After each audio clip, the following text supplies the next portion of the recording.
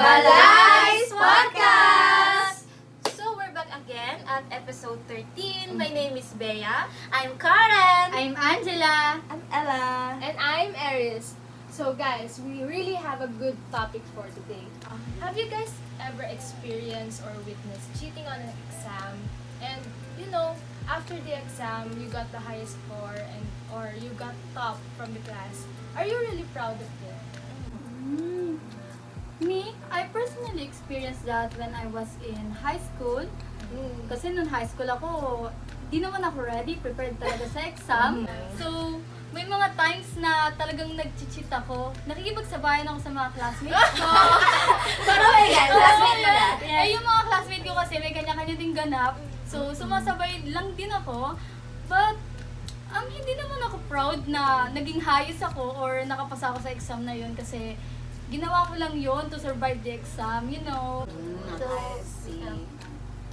So as for me naman, back since when I was in junior high school naman ito, I saw one of my classmates na nag-cheat. Parang kilala ko yan. Nakwento niya yan. Okay. She cheated on our final exam, and when the scores already released, she got the highest score. And she's really proud of it. Ayun yung nakakainis na Wow, part. proud pa siya. Yeah. And may regrets lang naman kasi hindi ko nasabi sa mga teachers yan. Okay. So you know what, your question is so much relatable to what I have read last night. Actually, you know, I love reading stories before going to bed. And I have encountered this Forstanian bargain. Are you familiar with it? Oh, Well, actually, in the question that you have asked earlier, that about the cheating and they are proud of it kahit na mali, diba? Sa Forstanian bargain, it's about you are willing to sacrifice your morals just to get what you're really aiming for kahit na masama siya. So, diba, it's really relatable. And doon naman sa story na nabasa ko, which is Faust. So, to introduce, the main character, si Faust. Hindi siya pogi, kalma. Matanda na siya. But Faust is, kasi, he's so smart, he's a scholar, and although kahit kahit na matalino siya, ganyan, he's still not satisfied. Diba? Parang he wants more.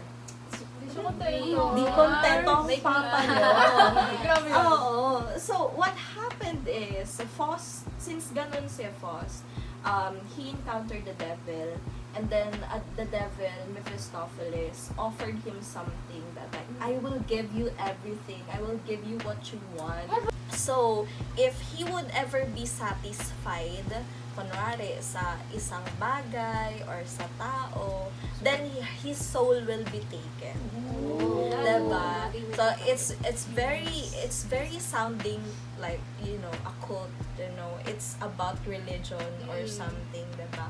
But what happened after that, syempre, tumalino si Faust, ganyan, and then, the devil forced him to seduce Gretchen or Margaret. Who's Gretchen? The girl. Tapos, eventually, this girl, nagustuhan ni Faust. Diba? Pero, diba, sinabi ko nga sa inyo kanina, I told you earlier na si Faust is matanda siya. Anong nangyari, te? Binelo siya ni Mephistopheles. Pinabata! Ganun yung atake niya. Oo. Limitless ka. Yes, super duper limitless. Kaya ayun, so like they fall in love with each other, ganyan. But it's not good for Margaret kasi her mother died and her brother as well, unfortunately. And then what happened in the story is nabaliw siya and then she drowned her own child. So, meron siyang son. Yeah. So, 'di ba? It's just so unfortunate, and 'di ba ginusto siya ni Faust but then ayun yung gusto ng devil is for Faust to be satisfied, and then he got that. 'Di ba yung kapalit nga is makukuha yung soul niya. Well, eventually in the story, Margaret died, and then ayun, doon din nabuhay yung yung Faustinian bargain na sinasabi and to what we are talking about earlier about sa cheating ganyan, which is highly relatable. So, yun lang naman yung story, and I want us to, 'di ba, think about it and relate it to the current situations or happenings na nai-encounter natin. Kasi diba, relevant talaga ngayon no? yes, sobrang relevant. Even politics, no? Daming nangyayari na marirelate natin. Yeah, so true. Well, ikaw ba, ano ba yung, 'di ba, sa tingin mo something relatable with what we're talking, the forced bargain currently, ha? Well, sa education, pwede natin siyang since very open tayo sa technology, sa mga websites, syempre may access tayo sa AI. Yeah. So, di ba marami na tayong naririnig or nakikita ng mga students gumagamit ng AI. Uy, ako. Diba? Aminado! Halos naman lahat. So, ayun, parang sa part na yun, ang nababargain nila, yung creativity nila, critical thinking skills nila, kapalit nun yung mas mabilis na sagot. Parang yung magic na lang na mag-type lang tayo sa AI ng kung anong tanong, then lalabas yung gusto nating sagot or idea. So ayun, parang marirelate natin yun kasi syempre may sarili tayong ideas, may sarili tayong utak na nagpo-process. So parang pag nirelate natin siya, ang kapalit ng ideas and sarili natin is yung magic na from AI. Yeah. Diba? So parang kasi, what you're saying is that we're not thinking na Yes. Kailangan like we only need prompts, 'di ba? To Oh, generate We are images. depending on AI na yun. no? Yeah. Yeah, actually. Tingnan nyo naman gaano kadaling mag-generate ng fake images, Yes, diba? true. And what's sad about it into what you're saying is that madali siyang pinapaniwalaan ng mga tao. Yes. Diba? Have you ever encountered yung, diba? Masyado na siyang realistic. Yes. Sometimes we can identify which fake and which real. Yeah. Yeah. Diba? And then, as to what you were saying earlier, yung pinakang thought ng Faustinian bargain falls into that, diba? Ang lang kasi, diba, we did not expect that kasi we are expecting for AI to be really helpful, but we did not foresee really the negative effects of what is going on. Diba, kagaya na lang din nun sa diba, in AI, hindi lang naman tayong mga adults yung engaged. We can also look into the children that are already exposed into technology. And what's sad about it is that we are not really guiding them, diba? Very limited lang yung mga topics na ganyan sa school. Well, meron naman tayong ICT, pero hindi siya totally na-elaborate sa mga students, sa mga kabataan, diba? Kaya mas, parang ang nangyayari, inaabuso na. Yes, nahihirapan nilang identify yung limitations. Yeah. Well, how about you, Karen? Ladies. Di ba si Foss, he wanted more power and success. I remembered my coworker last year. Yes, my coworker. Alam mo yon, she gossip and she makes story about our manager. Just Bongga. for promotion. Ay, we. Yes. Wow, gusto palitan! Like, girl, where's your dignity? Hey, dignity. Spell Yeah. dignity. Oh, wala na yan. And yeah, I remember post. Di ba, like, he wanted more powers. Kaya nga, di ba, siniraan niya yung manager namin. Parang siya na yung pumalit na, Wow. na manager. And, yun, ang success niya. The audacity, diba? Yeah. Actually, just to think of it, diba, you are willing to sacrifice your morals just to get what you want. I have encountered that actually, but this was in school naman. Wow, kilala ata natin Ah, yun. parang si Hindi siya yun. But like, alam niyo yun, I don't really think of myself someone who's highly or who's intelligent. I'm just Confident. Probably confident on how I speak and how I interact with people. But then I have encountered this rumor about me na, uy, si ganito, kinikwento ka kay, na ganito daw yung ugali mo. Oh! Diba? Like, I was really not expecting that because I have expected that that person who's talking about me behind my back is really nice. She actually looks so really, and when we go out and see each other in the hallway, we smile at each other. Di ba may tawag sa mga ganang kind of Two-faced. person? Two-faced. Two-faced. Right.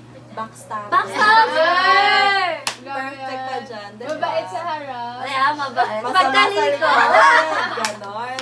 But you know, diba, yung sa example mo like sa workplace, diba hindi talaga siya nawawala. Yes. And that's really sad for you to, diba? For you just to get the position that you wanted. Diba? So, how about naman you, Bea? Is there something relatable, diba, na share mo about sa story ni Foss? Well, meron naman. Ma-relate ko yun siya sa sinabi ni Miss Iris kanina about sa AI. So, as I observe sa mga estudyante ngayon, nagkakaroon ng peer pressure among youth. So, Oh, yeah. you know that. Na-observe nyo rin siya, di ba? Yes, So, actually. parang ayun nga, ginagawa na nila yung mga bagay na hindi dapat para lang makaangat. Because, nape-pressure sila. Just like Foss, di ba? Yung ginagawa, yung pinagpalit niya yung soul niya para lang makuha yung satisfaction. Yeah. And just like students, I observe na hindi na sila gumagamit ng critical thinking nila kapag may ginagawang activities.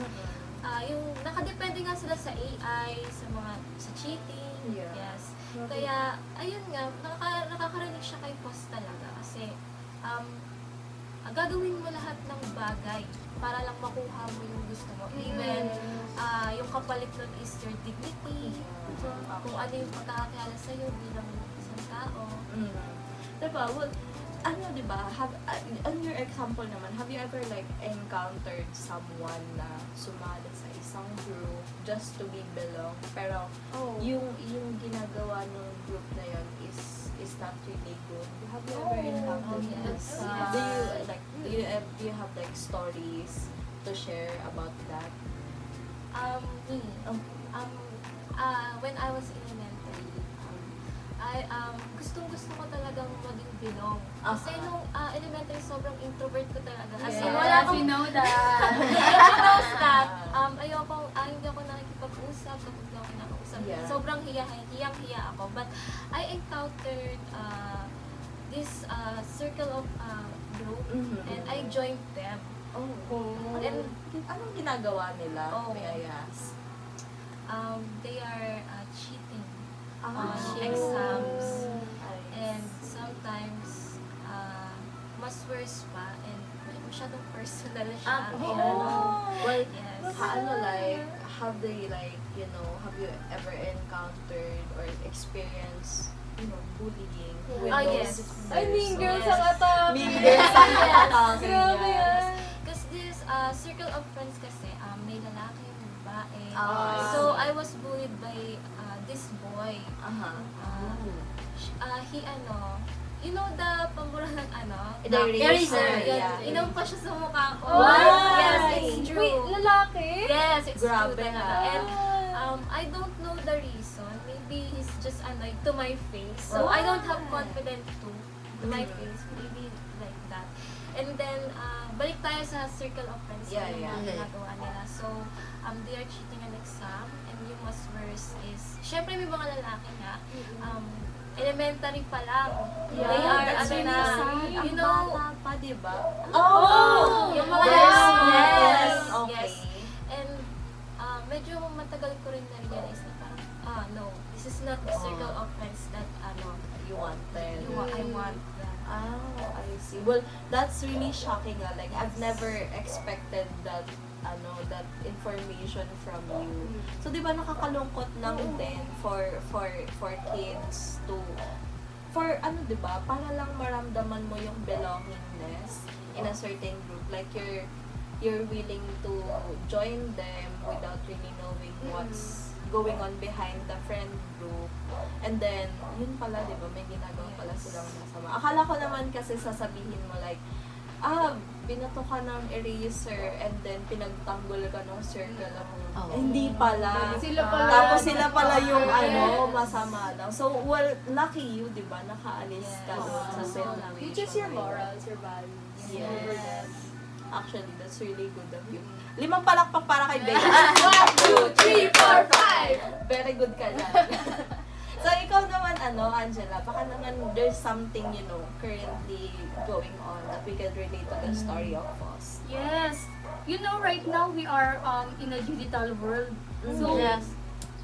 talamak na yung social media, Yes, yes. Alam niyo ba yung trending last What? month, yun about sa About? gasoline boy na Prank.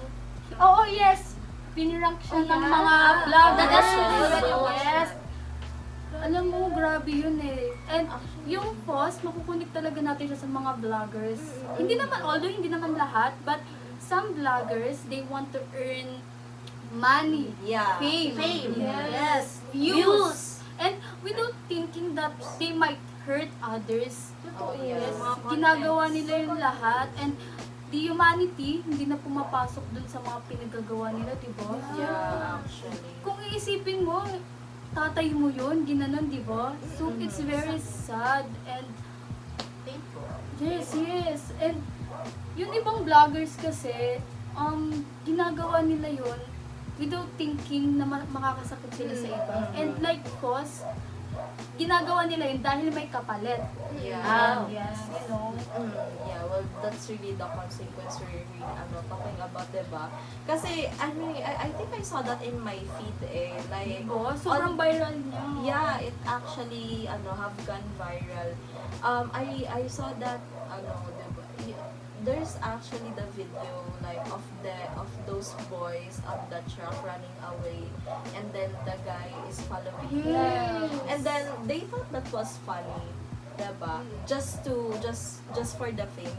Like, ikaw ba, Karen, like, are you willing to sacrifice your morals just to be famous? For me, no. Hindi ko pagpapalit yung dignity ko just for fame or money or else. Kasi kung Kahit money 1 million na ang kapalit. Kaya ko yung itay. Pag-graduate ko, magpapayaman na ako. Hindi ko pagpapalit yung dignity ko. Kahit Well, ikaw, Bea, are you willing to sacrifice your dignity to be famous? No. Kasi for me, gusto kong maabot yung mga goals ko sa buhay na pinaghihirapan ko. Ay, bongga, pinaghihirapan. Kasi I believe that kapag pinaghirapan mo yung isang bagay, parang pag naabot mo na siya, parang masarap eh. Magaan sa pakiramdam. And about naman dito sa sinabi niya, yung mga vloggers na parang sobra na, parang over na yung mga prank content. Parang it affects din sa mga watchers eh. Kasi kapag napapanood nila na, ay, okay naman pala to eh, ang daming views. Gawin ko rin kaya. Mas marami, diba? Actually, the cycle goes on, the domino effect of, what's really alarming is that it can be watched by a lot of children that's using internet, and they might think that, oh yeah, it's actually okay for They me become to a do role it. model, right? Yeah, actually, vloggers or bloggers should actually always be the role models when it comes to properly using the internet. But it's just really sad to know that we have to encounter things like this just for the reacts, just for the money, just for the pay, just for the fame. So it's really alarming, actually. But yeah, may I just ask you, Iris, if you were like willing to sacrifice your dignity or like your just to be famous, your everything just to be Of famous? course not. Kasi, personally, I want others to discover me as me. Mhm. I want them to know that I'm good, that I'm trying to be the best version of myself. Ayokong mag-influence ng ibang tao na I did this kasi may kapalit. Maganda yung maging kapalit sa Mhm. akin. So, I want to thank them na, ayun nga, gaya na sabi nila kanina, you can get what you want by working hard. Yeah. Diba? Working hard girlies Yeah. pala. Lalaki ng Work mga- hard. Hindi kailangan ng lalaki. Hindi talaga lalaki kailangan. Anyway, so yeah. Well, actually, ako naman, kasi I want to be famous. But not in the wrong way. Yeah. Pwede naman. Diba? Pwede Pwede naman naman. kasi actually, diba? When we are talking about being famous naman, we can be famous for doing good things. Yes. Diba? Well, Advocates. yes, actually. Well, just to share, like, this is out of topic, but I want to be known for stray feeding because I really love animals. So like if given the chance for me to, give back or like care for others, kasi humans, they're already being taken care of by the government, but not the animals that are around. We can really see a lot of animals that is being neglected, and that's really sad. Yes, So probably I would be one of those vloggers na come a day in a life of a stray feeder. Ganon. Ganon yung atake. Yes. So, eto naman, sa last take ko naman is what I can relate to the story of Post will be corporate greed. Oh, diba? Big word, corporate Yes. greed. Corporate. So like, Mataas. yes. Mas mataas pa sa... Yeah, so kanina pa natin kung nag-uusapan yung Faustinian bargaining, like you can do anything without thinking of your morals, your ethics, just to get what you want. And in the sense of corporate greed naman, like, have you ever experienced using a product na akala mo maganda, pero hindi pala? Yes. Actually, well, can you give one example? Yung mga especially yung mga makeup brands. Oh, Diba? yeah. Like, sa mga advertisements nila, maganda daw effect, nakakaputi, nakakapakinis. Then pag ginamit mo, parang mag-breakout ka pa. Oh yeah, that's actually one of the negative things. Ikaw, how about you? A product that you have used, pero hindi pala maganda. In TikTok, marami talaga kasi nagpro-promote. And Yeah. parang ma-engage ka talagang bumili. And Yeah. para lang hindi masayang yung pera mo, itatry mo talaga siyang gamitin, di ba? Just for the sake na Oo. diba? Like, parang hindi sayang Yes, yung pera ko. Yung iba namang TikTok na nagpo-promote, alam na nilang hindi maganda yung product, but pinapromote Pinapromote nila. nila. Because meron kasi sila ibang, like, may balik sa kanila yun eh. Oh, Ano yes. tawag doon? Yung... Commission. Yes, Commission. commission. Yes. Okay. Yeah, well, that's a really good example. How about you, Bea? Have you like ever experienced using a specific product naman na hindi pa na maganda? Ano kasi ako parang TikTok, shop. Lagi ako nakatabi sa TikTok Ah. shop eh. Maraming add to cart yan. Lagi ako nagbubudol ba? Ah, And okay. I bought this one hair product na I thought maganda siya sa hair, nakakapag daw, smooth, silky. But it turns out na yung hair ko is nasira lang siya. So I need to cut it short. That's really sad. Kala ko maglulubuan ka na. Hindi ganun. Off topic yun. But guys, bumawi naman ako sa reviews. Eh, binawian ng Yeah. one Ilang star. stars? Last, one lang. Para alam din ng iba, di ba? Mas Na, parang nakabubudol ba? Yes. Ikaw, Karen, have you ever like tried using a product? and, like, Yes, it's so not good? many lot. so many na lang. Yes, of course. Correct. Alam niyo yung tawag na na parang famous ngayon yung rejuvenating set? Rejuvenating yes, yes. Mm. Parang one time, so parang na-insecure ako sa face ko, parang ang itim-itim.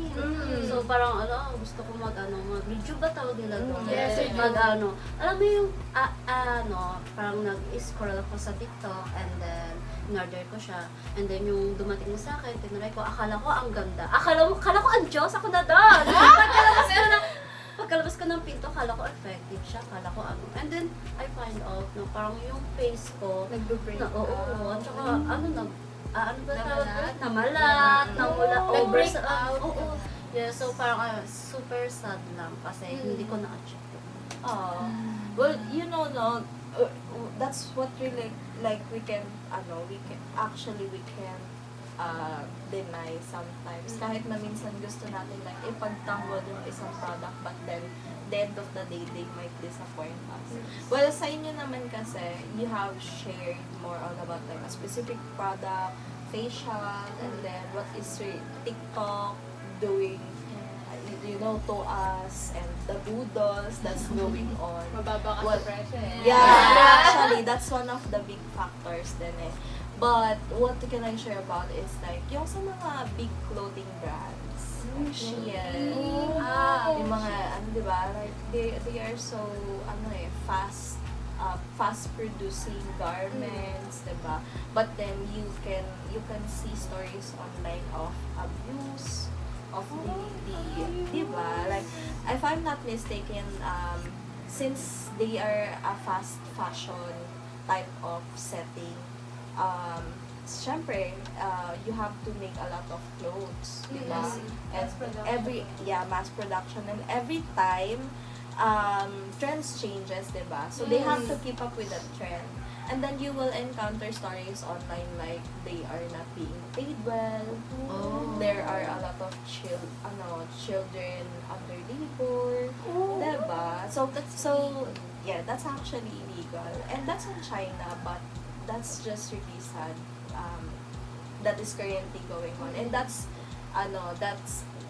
why I say corporate greed is what I can relate to the story of Boss, because you can actually see, diba, like you're willing for your workers to suffer just for you to get the money, diba? Just for you to gain, and that's really diba? That's really sad. That is currently going on to our world. Well, not just Shein, madaming company, and hindi, Baka di ba na-identify yun? yes, hindi na-identify, and there might be lots of negative things going on about big companies. But sana, we're wishing for them to change one day. Sana magbago yung ihip ng hangin. Diba? Tao pa rin naman kasi. Yeah, actually. Natutokso Ang sakit lang natutokso. But yeah, that's, diba, ang saya lang. Ang dami nating na-share about sa story ng Foss. And we have gained a lot of insights. So, just to generalize na, like, what do you think would be your take-home idea, or like, do you like the Fostanian bargain idea, or would you change anything about it? How about you, Bea? Well, as for me, I'm not fan of Fostanian bargain. because as I've said earlier naman na I want to achieve my goals in a right way, kung saan pinaghirapan ko. So I realized na sana yung mga taong nananamantala, diba? Para lang maabot nila yung mga gusto nila sa buhay, sana one day ma-realize nila na hindi siya tama and maraming naaapektuhan pa. Yes. Well, how about you, Aries? Wala sa akin lang naman. Makontento kayo. Ayun lang Tapos, yun. period. Makontento kayo. Ayun lang. Kasi, once you feel good, magtutuloy-tuloy siya eh. Yeah. Dapat hanapin mo rin yung satisfaction na kung anong meron ka.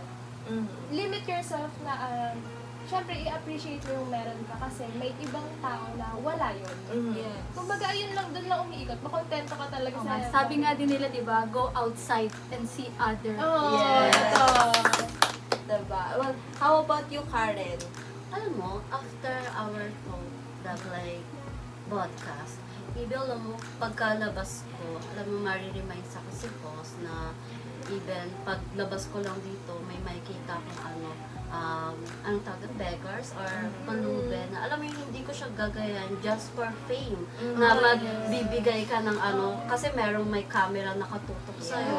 Alam mo yung parang ikat na natin yung mga ganyang bagay na yan. Like, gumawa tayo ng mabuting gawain. Na Feel lang naman walang mag-yes. nang hindi mo kailangan ng more power, just like us. Okay. Well, that's actually, we will close our podcast on that Yes. part. Well, and I hope ano, learn something. you learn Yes. something about Faust and his story. Yes. And this should be a thing for you to think about. Baka kasi gusto mo yung madami pa eh. Hindi.